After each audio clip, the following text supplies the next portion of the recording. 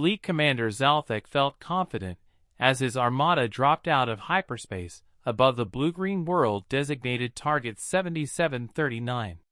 The planet showed all the signs of a perfect conquest: abundant water, breathable atmosphere, and preliminary scans indicating a primitive civilization with no orbital defenses.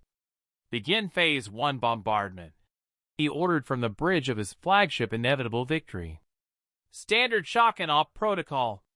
The first wave of plasma missiles streaked toward the planet's major population centers.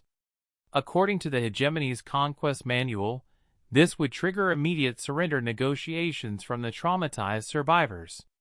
Instead, Zalthek watched in confusion as emergency broadcasts filled every communication frequency, not pleas for mercy, but coordination signals. "Sir," reported Sensor Officer Crixtel, "the planet's electromagnetic activity is increasing. They're activating some kind of global communication network."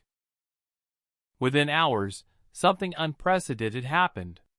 Instead of surrendering, the planet began shooting back. Crude but effective kinetic projectiles launched from hastily constructed railguns. Nuclear-tipped missiles rose from hidden silos.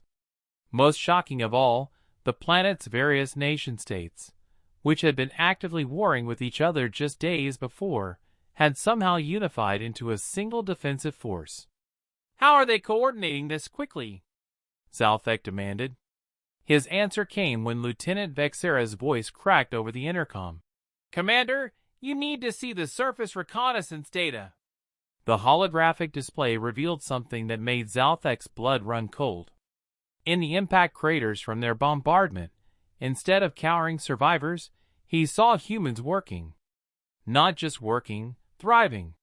They were salvaging debris from his own ships, reverse engineering the technology in real time, and somehow integrating it with their primitive weapons systems.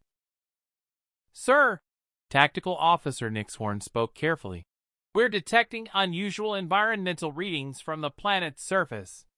"Elaborate." "The atmosphere contains toxins that should be lethal to carbon-based life. The gravity is 3 times standard. Surface temperatures range from boiling to freezing within the same-day cycles. And, sir," Nixhorn paused, "the entire planet appears to be seismically unstable. There are active volcanic systems on every continent." Zalthek stared at the display. "How are they alive down there?" "That's not the worst part, Commander. Our biological analysis indicates the local fauna includes creatures that would classify as Class 12 apex predators. The humans appear to coexist with them." As if summoned by their conversation, a new transmission arrived from the planet's surface. A human face appeared on screen, scarred, weathered, and showing absolutely no fear despite the orbital bombardment that should have broken any rational species.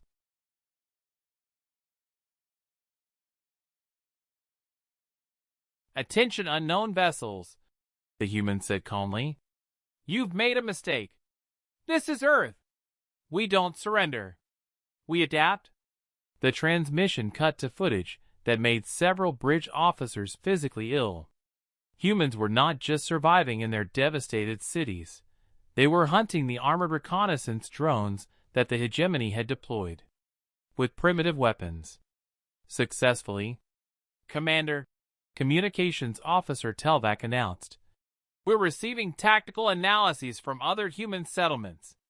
They're sharing real-time intelligence on our ship configurations, weapon patterns, and they've identified 17 structural weaknesses in our hull design." "How could they possibly?" The ship shuddered as something struck their shields. On the tactical display, Zalthek saw a projectile that defied physics, a mass driver round that had been launched from the planet's surface with enough velocity to reach orbital altitude.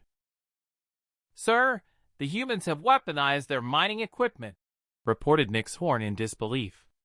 "They're using industrial infrastructure as artillery." More reports flooded in. Human children were building improvised explosives using household chemicals. Human scientists were broadcasting shield harmonics to resistance cells worldwide. Human military forces were using tactics that assumed massive casualties while achieving strategic objectives. But the most terrifying report came from the Psychological Warfare Division. "Commander, the humans aren't just fighting us. They're enjoying it.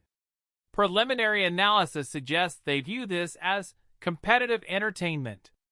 Zalthek realized his fatal error as another surface-to-orbit projectile shook his flagship.